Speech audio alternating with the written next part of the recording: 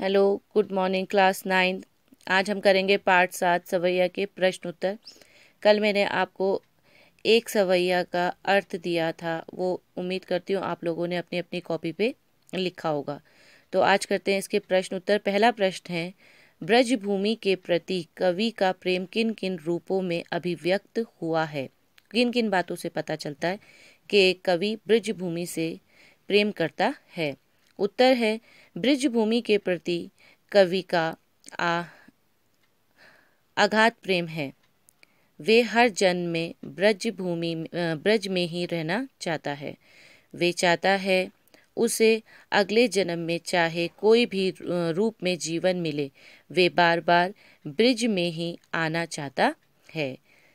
तो इसमें कवि के इन बातों से कि मतलब उसे कोई भी जीवन मिले अगला जन्म, वो ब्रजभूमि में ही पैदा होना चाहता है।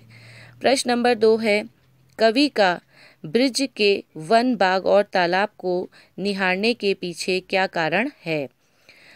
कवि ऐसा क्यों बोलता है कि वो ब्रजभूमि के वन बाग तालाब को हमेशा देखते रहना चाहता है।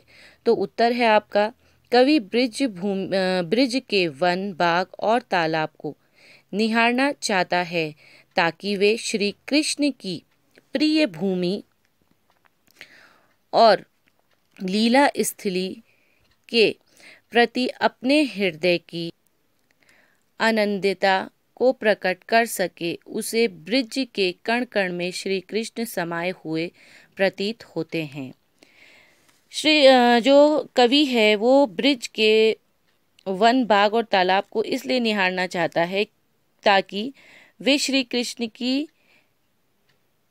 प्रेम में और उसकी लीला स्थली, मतलब उन्होंने जहाँ पर क्रीड़ाएं की है, खेला कूदा है, उस जगह को ये चाहता है कि उस जगह के एक एक कण कण में वो श्री कृष्ण को महसूस करे और उनके साथ ही अपनी जीवन को गुजार सके।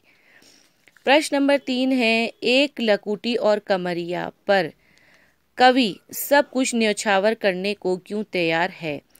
एक लकुटी, एक लाठी और एक कमरिया, कमरिया मतलब कंबल के ऊपर कवि सब कुछ क्यों छोड़ना चाहता है। उत्तर है, लकड़ी के एक डंडे को हाथ में धारण कर और शरीर पर काला कंबल ओढ़कर ग्वाले श्री कृष्ण के साथ गाय चराने जाते थे। कवि लकुटी और कमरिया के प्रति अनन्य स्मरण भाव है, जिस कारण वे उन पर सब कुछ न्यौछावर करने को तैयार है। कवि बहुत ज़्यादा श्री कृष्ण के साथ जो ग्वाले लाठी लेकर और कंबल ओढ़कर गाय चराने के लिए जाते थे, उन दोनों चीज़ों से बहुत ज़्यादा प्यार करता है और इसीलिए वे लाठी और कमरिया के बदले सब कुछ न्यौछावर करने को तैयार हो जाता है। प्रश्न नंबर 4, सखी ने गोपी से कृष्ण का कैसा रूप धारण करने का आग्रह किया था, अपने शब्दों में वर्णन कीजिए।